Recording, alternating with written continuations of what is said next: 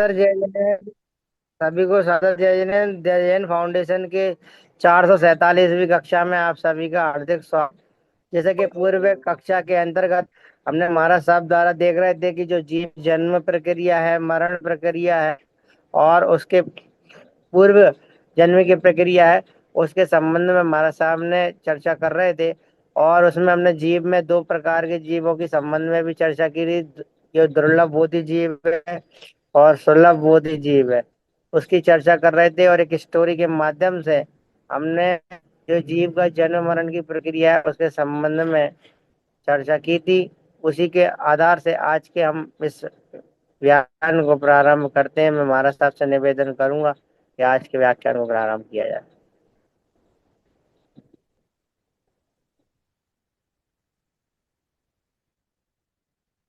बहुत बहुत धन्यवाद आपको। चलिए साहब, 10वें गणधर मैतारी स्वामी जी अपना विषय जो लेकर आए हैं उसमें कई प्रकार के विषय हैं। मैंने यहाँ पर कुछ नाम लिखे हैं, विपुल जी आप देख करके पढ़ सकते हैं, पढ़िए समझे। लेगा महाराज साहब, पहला नाम कहाँ लिखा है? आत्मवाद, अनात्मवाद, एकांतवाद, अनेकांतवाद, अनंतवाद, इंद्रियात्मवाद, अदृश्यात्मवाद।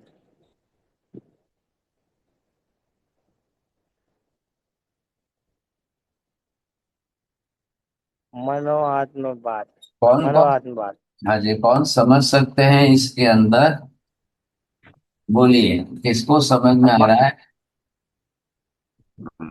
महाराज साहब, आत्मवाद मतलब जो आत्मा को मानने वाले आत्मवादी हो गए, मात्र आत्मा को। अनात्मवाद मतलब जो आत्मा को बिल्कुल मानते ही नहीं है, इस टाइप के, जैसे चारवाक मती हो गए।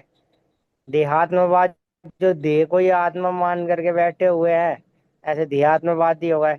एकांतवाद, जो एकांत पक्ष को लेकर के ये मेरा ही सही है, जो मैंने कहा है वही सत्य है, वो एकांतवादी हो गए। अनेकांतवाद मतलब महाराज साहब जो एक वस्तु में अनेक विरोधी धर्मों के देख करके जो बात करते हैं, वो अनेकांतवाद, जैसे जैन दर्शन हो गया।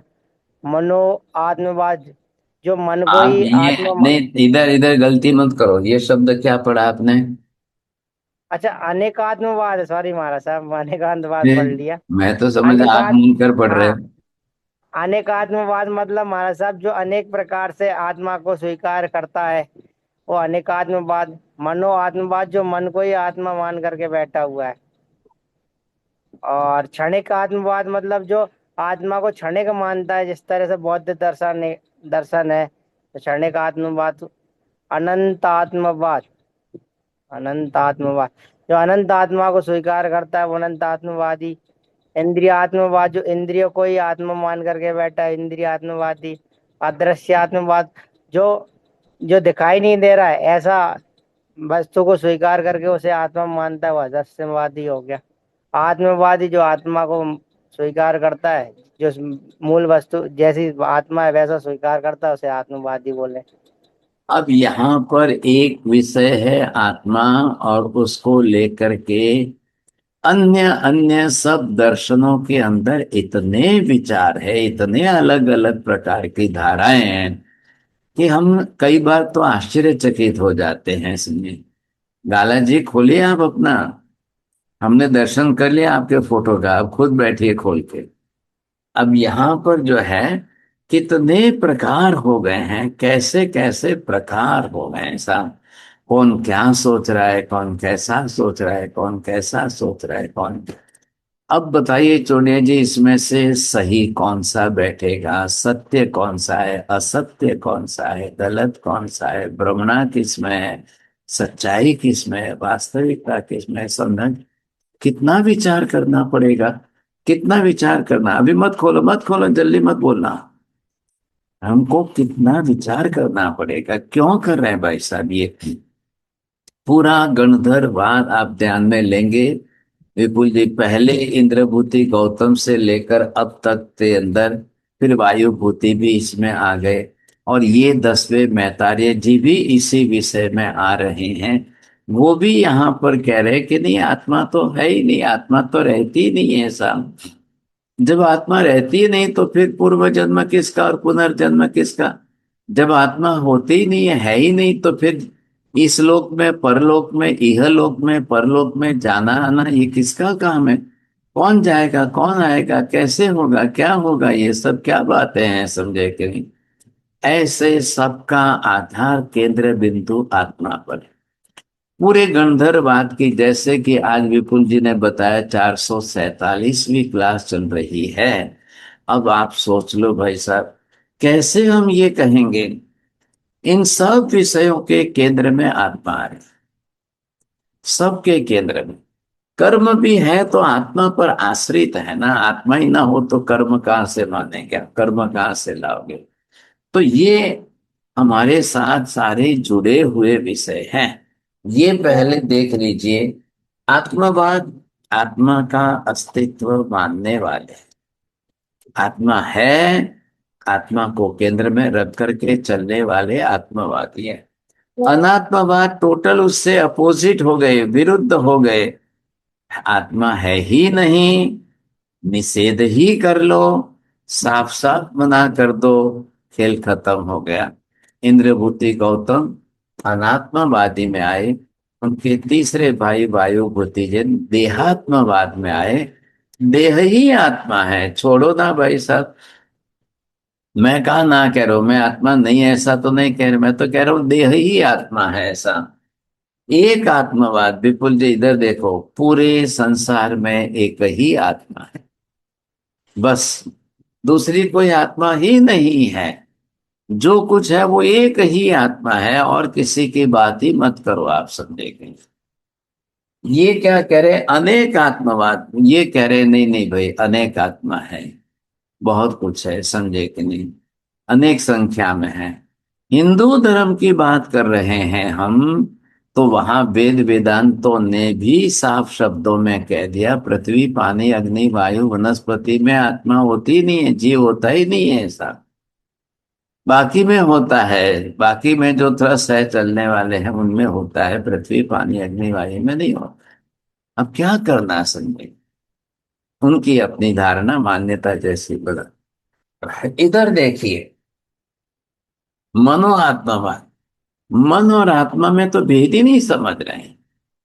कई बार मन को आत्मा कह देते हैं, कई बार आत्मा को ही मन कहते हैं, ये बहुत प्रकार के लोग हैं, सब चल रहे हैं सब। इधर आपने देखा क्षणिक आत्मा, बौद्ध दर्शन आदि आत्मा को मानकर फिर क्षणिक कह देंगे, नहीं नहीं नहीं भी, आत्मा तो क्षणिक है, क्षण क्षण में जो है नष्ट हो जाती है, क्षण क्षण में नष्ट हो जाती है, ख्याल है कि नहीं? ऐसे करके कुछ ऐसे भी है, अनित्यात्मवाद वो भी बोलने वाले हैं, ऐसे भी हैं, समझे कि नहीं?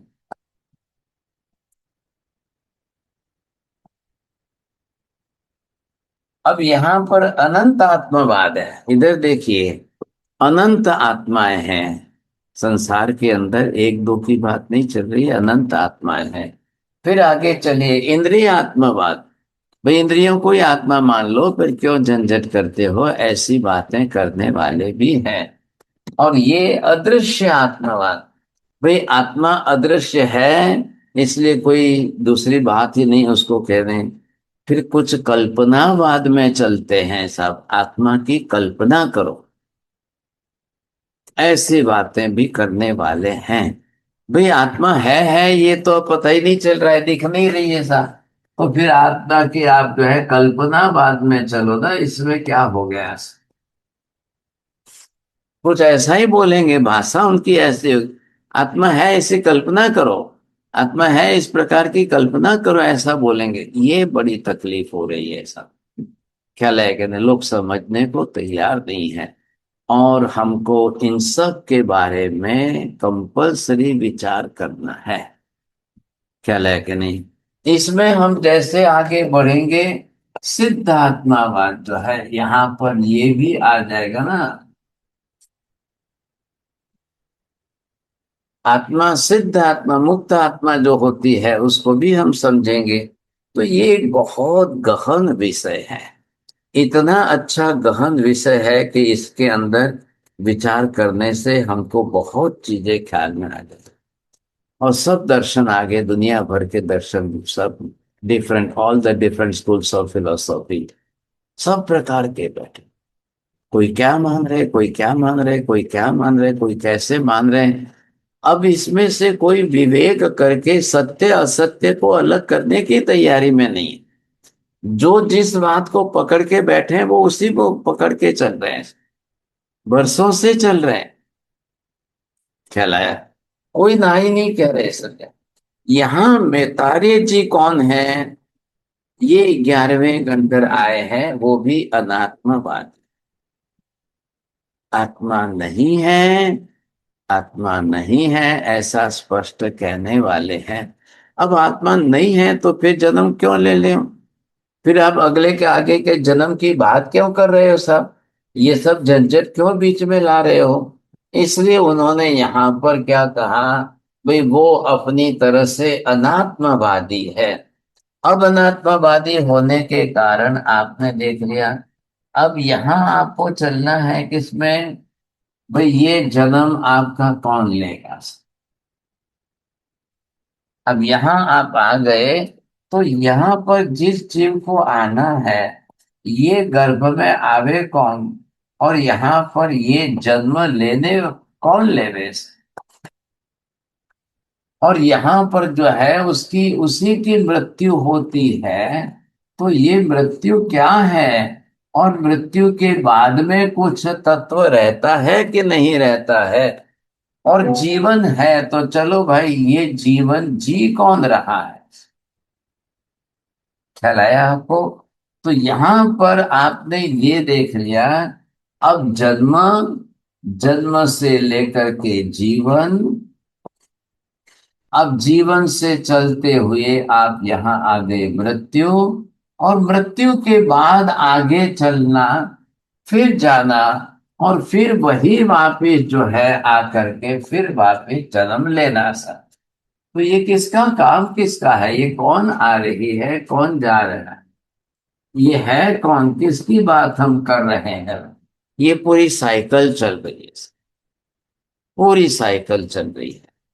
तो अगर यहां से ये मुख्य आधार किस पर आ रहा है, आत्मा पर आ रहा है। ये हो गए मैतारेय जी अनात्मवादी हो गए। अब वो कहते हैं मैं तो आत्मा आत्मा नहीं मानता हूं भाई।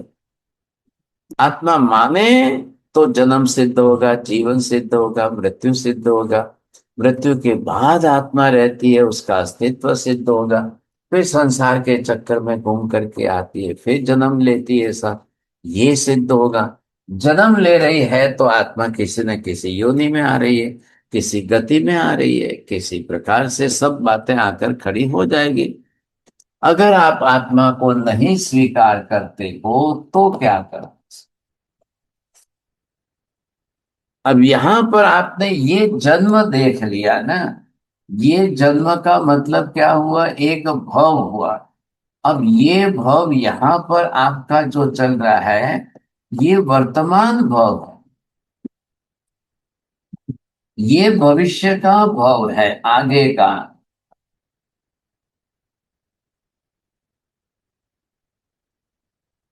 और ये उसके होने वाले जो है पहले के भूतकाल के भव।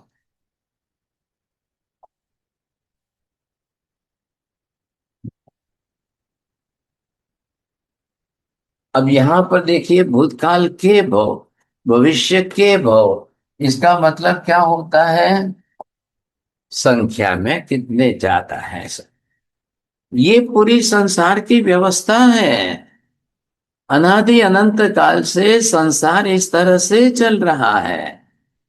आप किसका निषेध कर रहे हो?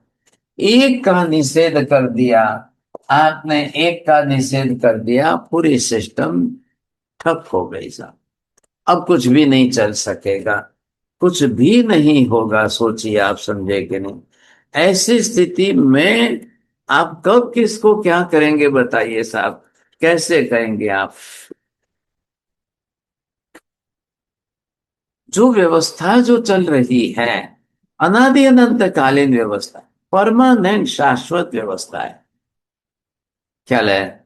ये सबके लिए है। और ध्यान रखिए, कोई ईश्वर आके इस व्यवस्था को डिस्टर्ब नहीं करते हैं।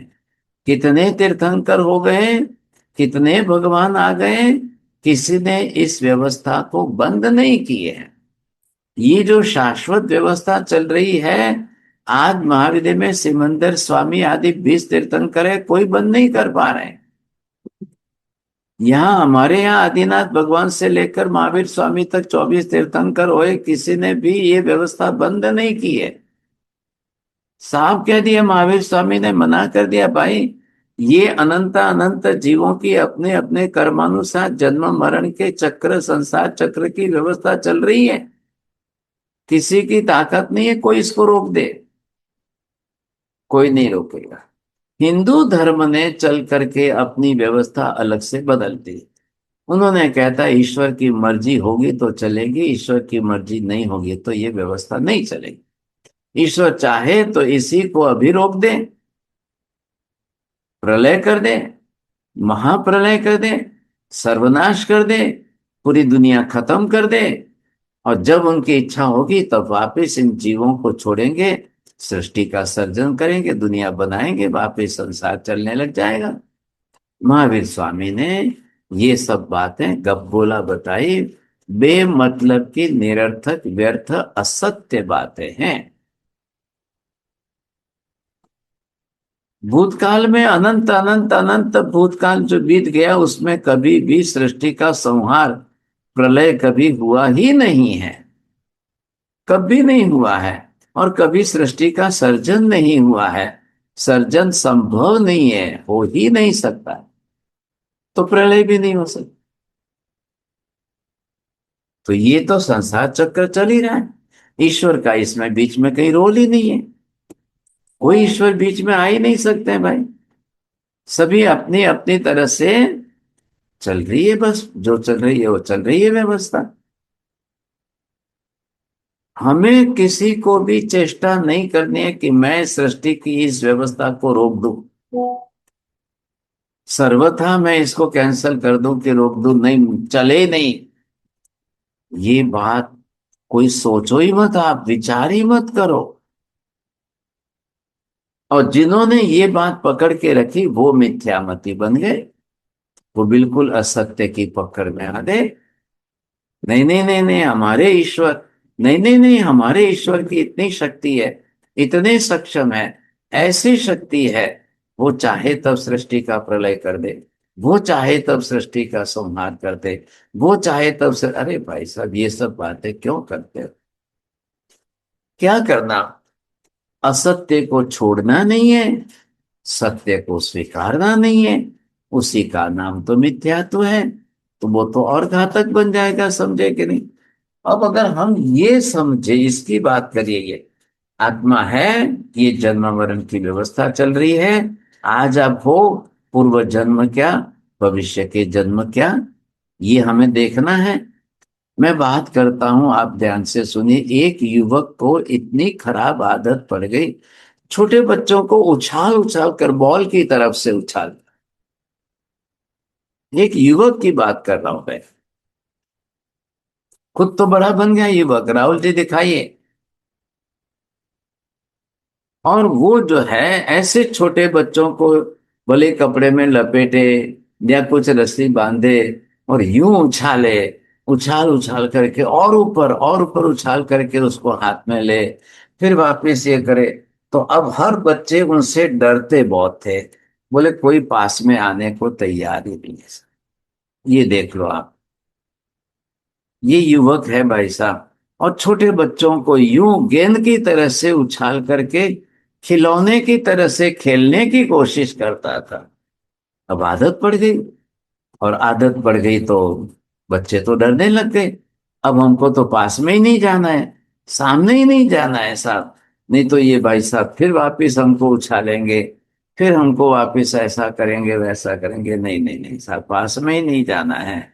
ये युवक का नाम है दुर्लभ कुमार है, और वो मात्र मजा ले रहा है, अपनी तरफ से मजा लेने की आदत बन गई सब। ध्यान से सुनिए, कहानी नहीं है, और इसने कर्म ऐसे बांध लिए कि वो चल करके दूसरे जन्म में बौना बन गया। बौना बोलते हैं गुजराती में, ठिंगना बोलते हैं। 2 1.5 फुटी 2 फुटिया जो होते हैं, तो हाइट ही नहीं बड़े सा। अब वो इस प्रकार के कर्म बांधता है। ऐसे कर्म बांध करके वो जो है अपनी तरह से वामन स्थिति में आ गया, संजय के लिए। अब इतना छोटा वामन स्थिति में बन गया। अब ये दुर्लभ कुमार पूर्व भव से अपनी तरह से पीड़ित था, लेकिन श्रीमंत था, सब संपत्ति थी, शादी भी हो गई। अब उसकी पत्नी मर करके व्यंतर गति में यक्षिणी बनी। आपने तो देवगति के बारे में समझ तो लिया ही है, तो यक्ष यक्षिणी कहाँ पर कौन है समझ गए। वो यक्षिणी की इसके प्रति इतनी प्रीति, इतनी स्नेह थी कि एक दिन आकर के इसको उठा करके लेके चली गई व्यंतर निकाय में अपने देवलोक में। और वहां उसको जो है सुगंधी वस्त्र अस्त्र सब पहना कर रख करके ऐसा रख दिया, और उसके साथ शरीर से संबंध बना करके वापिस ला करके छोड़ के चले गए। अब ये युवक बेचारा परेशान हो गया, पत्नी थी, मर गई, लो प्यार तो वही था उसका संजय के लिए। ऐसी स्थिति के अंदर ये जो है जिस तरीके से जो दिखाता, ये नहीं है, ये थी। अब यहां पर क्या हुआ कि ये भाई साहब अपनी दैवी शक्ति से सब कुछ परस्त होगा। अब देवी ने, व्यंतरी यक्षिणी ने इसको, कौन, इसी की बात चल रही है, दुर्लभ कुमार को ला करके एक ऐसी जगह पर रख दिया जहां पर सामने केवल ज्ञानी मिलता है। केवल ज्ञानी भगवान देशना दे रहे। इसी चित्र में है ना, आप अलग अलग मत करिए भाई साहब।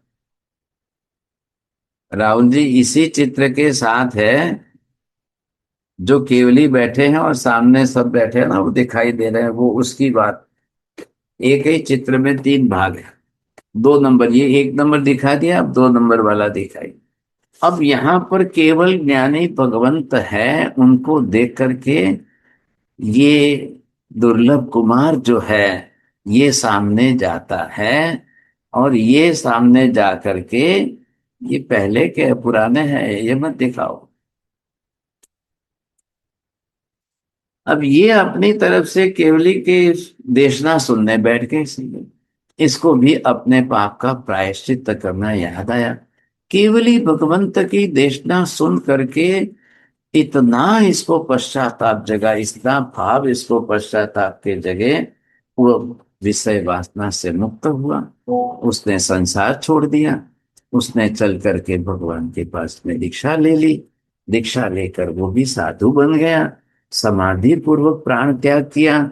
हाँ, इसको घुमा दो जरा से। और यहां से वो महाशुक्र नामक देवलोक के अंदर चला गया साहब। और वहां जाकर के वो पुत्र जन्म लेता है। ऐसी स्थिति के अंदर यहां पर जो है, ये देखिए केवली भगवंत बैठे हैं और सामने इतनी परसदा सभा के अंदर ये दुर्लभ कुमार बीच में आ गया। अब ये देख करके जिस तरह से केवली भगवंत तो है, केवल ज्ञानी ने तो सब देख लिया, भूत वर्तमान भविष्य उसका अच्छी तरह से, और देख करके उनको सत्य समझा दिया, समझे कि नहीं। अब यहां पर ख्याल आ जाए आपको, कैसे जो है, किस तरह से देशना सुन करके उसको अपना सब कुछ याद आया, और फिर वो अपने पापों का प्रायश्चित करता है, समाधि पूर्वक मृत्यु होती है, और देवगति में जाकर देवता बनता है। अब देवगति में गया तो भी आयुष्य तो पूरा होना ही है वहां से। ये भाई साहब वहां से मृत्यु के बाद निकला है, महाशुक्र विमान से उतर करके आया। अब यहाँ पर जो है, हाँ वही था सही, बस वही देखा। वहां आकर के ये अपनी तरफ से जो है ये राजकुमार जन्म लेता है। अब यहाँ पर बड़े अच्छे श्रीमंत राजा के घर में राजकुमार के रूप में है। थोड़ा घुमाओ ना इसको। तो यहाँ पर जो है जिस तरह से राजमहल के अंदर है, राजकुमार है, और इसने रात्रि के समय खिड़की के बाहर आकर के देखा तो देवलोक से देवता उतर रहे थे। एक तेज पुंज प्रकाश जो उनको दिखाई दिया, ये देख करके वो आश्चर्यचकित हो गया। और आश्चर्यचकित हुआ और देखते देखते उनके शब्द कान पर पड़ने लगे देशना के। उसको पास्ट मेमोरी ओपन हो गया। पूर्व जन्म का स्मृति ज्ञान जिसको बोलते हैं, पास्ट मेमोरी ओपन हो गई। और आपको सुनकर आश्चर्य लगेगा, वो तो चिंतन की धारा में चढ़ गया। थोड़ी देर में चिंतन की धारा में चढ़ते चढ़ते चढ़ते आठवें अपूर्व करण गुणस्थान पर चढ़ गया। और चढ़ते चढ़ते चढ़ते चढ़ते उसको तो दो कड़ी में केवल ज्ञान। मैं बात किसकी कर रहा हूं?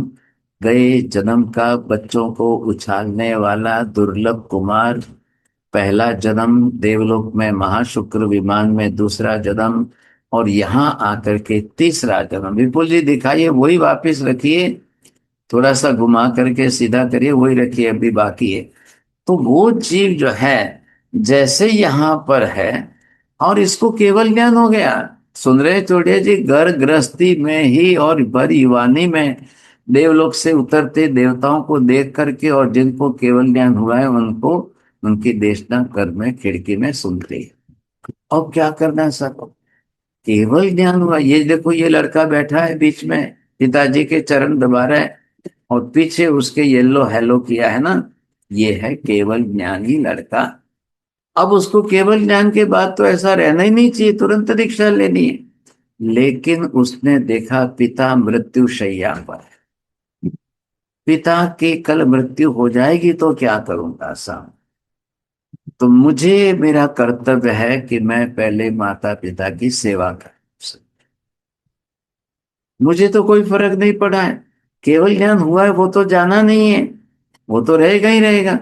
वो माता पिता की सेवा करने के बाद उसको केवल ज्ञान में दिखाई दे रहा है, बस बस बस बहुत थोड़े दिन का मेहमान है, ये इनका आयुष्य पूरा हो जाएगा और मैं एक इकलौता बेटा हूं और शायद मैं आज निकल जाऊं तो एक मिनट में उनको धक्का लग जाएगा, मृत्यु हो जाएगी। ऐसी स्थिति के अंदर उन्होंने जो है ये देखा। अब वो स्वयं ही केवली बन गए। इनका नाम है कुर्मा पुत्र। वैसे तो इनका मूल नाम तो धर्मदेव आता है, लेकिन शास्त्रों के अंदर इनका नाम कुर्मा पुत्र के रूप में आता है। क्या सुना आपने? पूर्व जन्म सुन लिया, वर्तमान जन्म सुन लिया, भविष्य का जन्म सुन लिया। क्यों सुना भाई साहब? केवल ज्ञानी ने कैसा बताया स्वरूप, वो बातें हमारी सामने स्पष्ट आ गई सोचिए। तो ये हमें ख्याल में आ जाए, अच्छी तरह से हमें समझ में आ जाए। अब बताइए, अगर आत्मा ही ना हो तो फिर इसका पूर्व जन्म, दूसरा जन्म, तीसरा जन्म ये कौन धारण करे? यदि आत्मा ही ना हो तो फिर कैसे होगा, ये बताइए आप। तो महावीर ये कह रहे हैं, हाँ जी निकालिए। अब यहां पर जो है ऐसे ऐसे दृष्टांत हमारे सामने आते हैं। तो आत्मा के बिना जन्म कौन लेगा? आत्मा के बिना शरीर कौन बनाएगा? बिना आत्मा के शरीर बन सकता है क्या? कोई बना सकता है क्या? अगर आप कुछ भी करोगे, एक जीवात्मा को उत्पन्न होने के लिए सारे निमित्त इकट्ठे कर लो, टेस्ट ट्यूब बेबी भी तो उत्पन्न होती है, ख्याल है कि नहीं?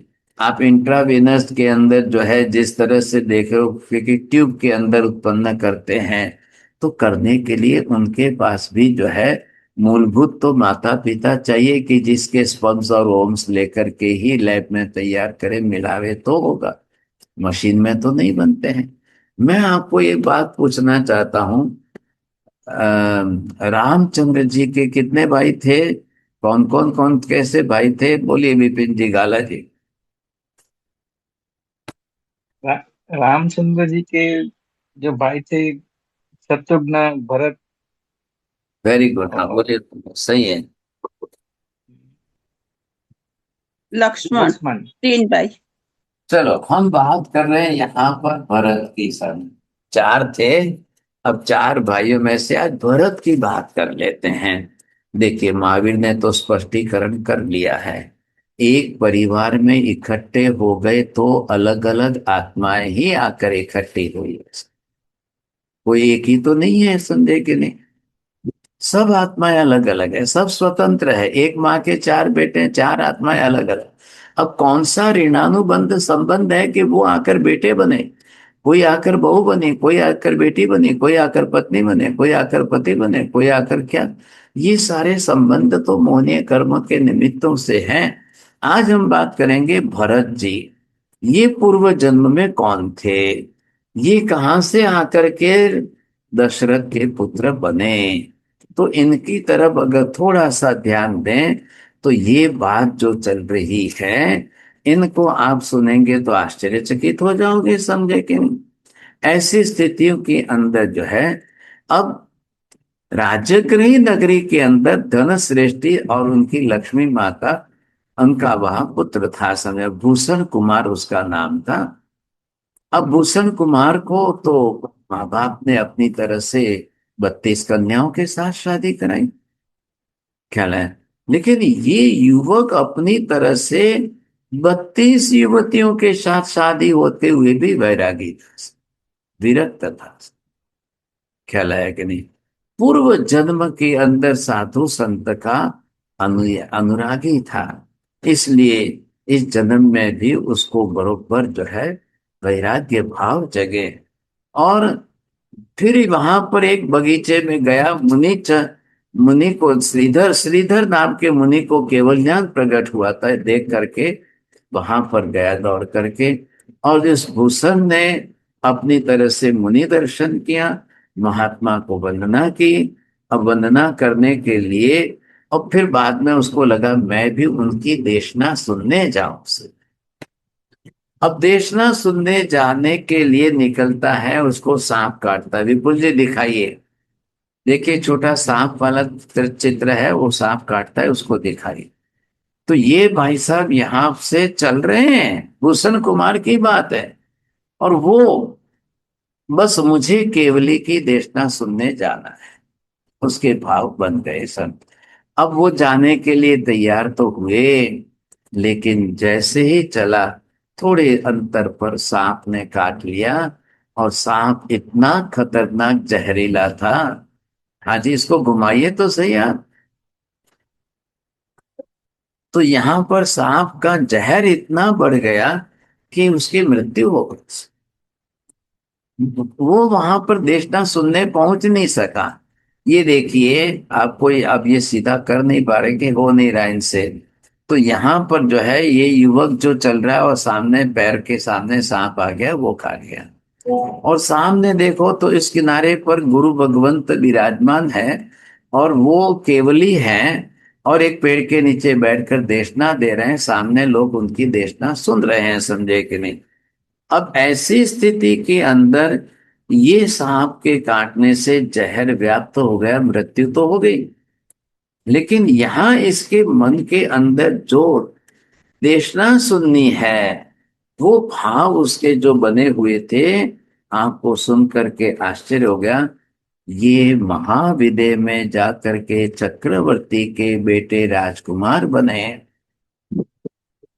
सुनिए, आपको आश्चर्य होगा, अभी तो पहुंच भी नहीं पाए, वहां तक तो जा भी नहीं सके हैं, और फिर भी जो है मृत्यु हो गई। तो यहां से महाविदय में जन्म ले रहे हैं, चक्रवर्ती के बेटे बन रहे हैं, राजकुमार हैं, अचल इनका नाम पड़ता है। ये अचल चक्रवर्ती के पुत्र प्रिय दर्शक बन रहे हैं साहब। अब देखो फिर पूर्व जन्म के संस्कार जागृत हुए प्रिय दर्शन के अंदर। तो साधु संतों को है जहां भी होते उनके पास जाता, समझे। अब चक्रवर्ती पिता ने देखा कि ये साधु संतों की संगत में है, अब मैं इसको कैसे छुड़ाऊं, तो उसकी शादी करा दी साहब। हजार हजार स्त्रियों के साथ शादी करा दी, लेकिन उसका वैराग्य नष्ट नहीं हुआ। ख्याल है, पिता ने क्या सोचा था कि भाई शादी हो जाएगी तो इसका ये वैराग्य वगैरह रंग राग सब निकल जाएगा, खत्म हो जाएगा। अब इससे उसने अपनी तरह से जो है संसार में जिया सही, रहा सही, बरसों तक रहा, लेकिन वैराग्य खत्म, नष्ट नहीं हुआ। आखिर उसने चल करके, नहीं है ये नहीं है भाई साहब, वही चित्र है, उसी को सीधा खड़ा कर दो बस। अब यहां से वो अविरति कर्म के कारण वह दीक्षा नहीं ले सका, परंतु वो छोड़ने के, मोह को छोड़ने के बाद आखिर सांस तक वो बरोबर दीक्षा लेना ये भाव से गृहस्थाश्रम में ही मृत्यु हुई। पांचवें देवलोक में जाकर देव बना। वो भूषण कुमार की आत्मा फिर तीसरे जन्म में आकर के दशरथ राजा के पुत्र भरत जी के रूप में जन्म लेते हैं। मैं पहले कह रहा हूं आपको, कहानी मत सुनिए, इसके अंदर आपको क्या सत्य पकड़ना है ये समझिए। कौन सी आत्मा, पिछले जन्म की आत्मा फिर वो दूसरे जन्म में कैसे देवलोक में जाए, कोई महाविद्या में जाकर जन्म ले, फिर वहां से आए, फिर आगे चले, तो ये कौन बता रहे हैं? ये तो कोई केवल ही बता सकते हैं ना, इसके सिवाय तो कोई संभावना ही नहीं बनती है। कौन बताएंगे ऐसे? तो ये जो है, हम देखते हैं कि अलग अलग प्रकार से बनते हैं। तो यहां पर ये आप समझिए कि जिस तरह से अलग अलग रूप से कितने जीव, कौन कौन से जीव, कैसे कैसे जीव, कि जो पूर्व जन्म में कौन थे, कैसे थे, कब कहां पर किस रूप में थे, कैसे उन्होंने आकर के, कब उनका आयुष्य समाप्त होता है, कैसे दूसरे जन्म में जाकर के वे फिर साधु संत बनते हैं। तो ये चक्कर जो चल रहा है, तो एक तो आत्मा को सब स्वीकारना पड़ेगा, उसी आत्मा के साथ कर्म बंध है ये आपको स्वीकारना पड़ेगा, कर्म साथ में चल रहे हैं ये आपको स्वीकारना पड़ेगा। बिना कर्म के एक भी आत्मा संसार के अंदर होती ही नहीं है। जन्म लेती है तो कर्म के साथ ले रही है, और कर्म जन्म नहीं ले रहे हैं, आत्मा ही जन्म ले रही है। कर्म कारणीभूत निमित्त है। जीवन जी रहे हैं हम, तो आत्मा ही अपनी तरह से कर्म के अनुसार जीवन जी रही है। किस कर्म से? आयुष्य कर्म से। मृत्यु हो रही है तो आत्मा ही शरीर छोड़ रही है, इसका नाम मृत्यु है। जिस शरीर को आत्मा ने जन्म के समय माता के गर्भ में बनाया था, अब चल करके उसी शरीर को उसको छोड़ना है। अब शरीर छोड़ेगी तो ही निकल पाएंगे, समझे कि नहीं? ये बात हमको यहां पर समझनी। किन जीवों के साथ किस प्रकार के कर्मों का चक्कर चल रहा है। अब महावीर अपनी तरह से मैतारेय जी को ये बात समझा समझा करके प्रयत्न कर रहे हैं। इतने सारे जो है, वहां तो भगवान ने तो सिर्फ तर्क युक्ति और प्रमाण देकर अनुमान आदि से समझाया है। अब एक प्रसंग में आपको क्या सुनाना चाहता हूं कि जिस तरह से धनचंद्र नाम के एक व्यापारी थे, साम रमापुरी नगरी के अंदर रहने वाले, उत्तम कुल में जन्म जरूर हुआ, लेकिन अंतराय कर्म इतना भारी था कि गरीबी के कारण जो है वो किसी तरह से भी अपने व्यापार व्यवसाय में धन संपत्ति इकट्ठा नहीं कर पाए। हाँ जी, राहुल जी दिखाइए, वो भगवान की मूर्ति है, देखो 3 मूर्तियां हैं और एक लड़का पूजा कर रहा है, दीपक हाथ में है, ये चित्र है। अब ऐसी स्थिति के अंदर ये कहीं से जाकर के धनचंद्र मजदूरी भी करता था, लेकिन फिर भी पैसा नहीं कमा पाता। एक बार उसी नगर के अंदर यहाँ नेमिनाथ भगवान ही पधारे थे। ये नेमिनाथ भगवान इसका पूर्व जन्म सुनाते हुए कह रहे हैं, क्या लाया कि मैं ही आया था वहां पर, और उस समय जो है राजा जितारी बड़ी परसदा के साथ मेरे पास आए थे। समूह शरण की रचना हुई थी, समूह शरण में जो है अनेक राजा आए, इसमें ये भी आए थे, समझे कि नहीं? अब जितारी राजा बड़ी सभा के साथ परसदा में बैठे राजा के साथ आए हुए थे, और उस समय ये धनचंद्र भी वहां पर साथ में ही था। उसने भगवान की देशना सुनी। उस समय विषय क्या चल रहा था देशना में? अब भगवान ये नेमिनाथ प्रभु कह रहे हैं, समझा रहे हैं, श्रावक जीवन को 5वें गुण स्थान पर कैसे व्रत नियम करना। ख्याल है? तो श्रावक जीवन को अपने जीवन काल के अंदर व्रत नियम का आचरण क्या करना है, कैसे करना है, तो वह उनको जो है श्रावक को मंदिर जाना, दर्शन करना है, पूजा करना है, भक्ति करनी है, ये सारी बातें जो है इसके अंदर। हाँ बोल। हाँ,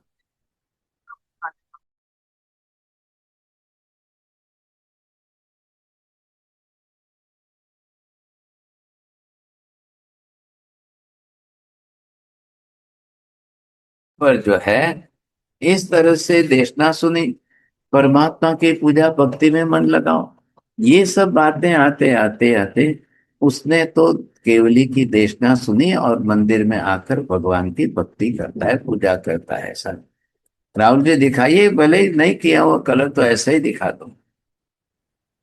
तो बात यहाँ पर ऐसी हुई कि वो स्वद्रव्य से परमात्मा के समक्ष जो है धनचंद्र दीपक पूजा आदि करते करते उसकी मृत्यु हुई साहब। और मृत्यु के बाद वो पूर्व भव का धनचंद्र यहाँ मगध देश का स्वामी बना। ये बाजू में बैठे ये राजा है। ये देखिए, सिर्फ परमात्मा के समक्ष दीपक पूजा करते करते करते ये यहाँ पर आकर के एक राजा बना। इनका नाम है कलाकेली राजा सिंह। क्यों भाई साहब, ऐसा कैसे हुआ? ये दरिद्र है, गरीब है, इसको किस तरह से समझना? ऐसी स्थिति में अपनी शक्ति यथाशक्ति जितना संभव हो पाया वो उससे मात्र भगवान की पूजा भक्ति करता रहा। परिणाम ये आया कि कला के लिए राजा हुआ है। अब इनको भी नेमिनाथ भगवान पधारे हैं समव शरण में। उस समय ये कला के लिए राजा मगध देश के मालिक महापुण्यशाली जो, अब वो भगवान की देशना सुनने जाता है। देखिए, पूर्व जन्म के संस्कार याद आ रहे हैं आपको? ख्याल है? अब ये जिन पूजा भक्ति करना, आराधना करना, इसके लक्ष्य में अब प्रभु की वाणी का मेघनाद इस तरह से वो सुन करके लघु कर्मी आत्मा ग्रस्तों के हृदय तक पहुंच गया। कला के लिए राजा देशना सुन करके प्रभु के चेहरे को देखते ही देखते ये इतना आनंद होता था। यहाँ पर जो है ये अपनी तरह से राजा ने प्रभु को पूछा, भगवान आपके दर्शन में मुझे इतना आनंद क्यों आता है? ये राजा जो बैठे हैं कला के लिए राजा, ये पूछ रहे हैं कि इतना आनंद मुझे कैसे आता है? तब भगवंत ने उसको पूर्व जन्म का इतिहास सुनाया। और वो इतिहास सुना करके, देखो भाई, आप पूर्व जन्म के धनचंद्र नामक व्यापारी जरूर थे लेकिन बहुत गरीब, बहुत गरीब, लेकिन आप निष्ठा पूर्वक जिन मंदिर में दीपक पूजा हमेशा करते थे, ख्याल है कि नहीं? आपकी एक सद्भावना बहुत अच्छी थी। बस आप जिस तरह से ये करते रहते थे इसका परिणाम आया कि तुम कला के लिए राजा बने। अब उसके बाद में इनके भाव परिणाम जिस प्रकार के हुए और इन्होंने भी अपनी आत्मा का कल्याण कैसे किया, तो एक साथ में नेमिनाथ भगवान अपने जीवन काल की ये घटना सुना रहे। सामने आए हुए युवक को पूर्व जन्म का एक स्मरण करा रहे हैं साहब। और वैसा पूर्व जन्म का स्मरण करते करते कैसे इन जीवों की गति बदलती है, ये क्यों हो रहा है, ये कैसे हो रहा है? मैं आपको एक नहीं ऐसे शास्त्रों के प्रामाणिक एग्जाम्पल दे रहा हूं जो केवल ज्ञान भी प्राप्त कर रहे हैं और जिनको कैवल्य प्राप्त होने पर उनको भी पूर्व जन्म का दिखाई दे रहा है, और जो केवली के पास जाकर सुन करके जो स्वीकार करें। एक तो बात बताई कि पास्ट मेमोरी ओपन होना है, और पास्ट मेमोरी ओपन होने से कैसा दिखता है ये दिखाइए आप। तो ये इस तरह से परिणाम आता है, नहीं आता है ऐसी बात नहीं है। अगर हम इसको सर्वथा छोड़ दें और ये सत्य न स्वीकारें तो मुश्किल हो जाए, क्योंकि आत्मा त्रिकाल नित्य शाश्वत है। अब इनको समझाना क्या है, मैतारेय जी को आत्मवाद समझाना है तो ये और किसी विषय को पकड़ के लेकर आए। जब इनके अपने विषयों में ये एकात्मवादी बनने जा रहे हैं। इनका कहना है कि एक ही ईश्वर सर्वव्यापी है, वही ब्रह्मा आत्मा सब जीवों में व्याप्त है, तो फिर वो तो फिर हलन चलन ही नहीं कर सकते हैं, उनकी तो कोई क्रिया प्रवृत्ति ही नहीं होती है, तो ये कैसे होगा? नहीं नहीं, ये तो बात बैठती नहीं है, ये तो बात बैठती नहीं। तब महावीर इनको समझा रहे हैं कैसे हो रहा है। आप आत्म तत्व को अलग अलग स्वीकारना पड़ेगा, अनंत आत्माओं के शरीर में अनंत आत्माओं को अलग अलग स्वीकारना पड़ेगा। एक ही आत्मा स्वीकार करके पूरा संसार कभी चल ही नहीं सकता है। एक सुखी एक दुखी, एक सुखी दूसरा दुखी, एक रोगी दूसरा निरोगी, एक श्रीमंत एक गरीब, ये व्यवस्था कैसे बैठेगी? ये व्यवस्था तो बैठ ही नहीं सकती है। फिर तो आप इसको इस तरह से अनर्थ नहीं कर सकते, ये बात जरूर समझिए, आपको सब कुछ समझना है। तो ये अगर हम यहाँ पर ख्याल में ले लें बात पूरी तरह से, तो हमको बिल्कुल अच्छी तरह से आसानी से समझ में आ जाएगा क्या सच्चाई है, कैसी वास्तविकता है, किस प्रकार की वास्तविकता सच्चाई को हम लेकर के चल रहे हैं। बोलिए गाला जी, किसको प्रश्न पूछना है इसमें?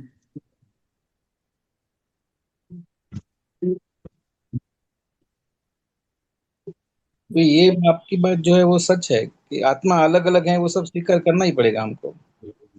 आप इधर देखिए, इधर महावीर स्वामी और मेहतारी जी की इनकी बात पर प्रश्न। कभी भी रखिए, दवा स्लो नहीं कह रही है, मैं आऊंगी, पापा कह रहे हैं, उसका फोन वोन आया।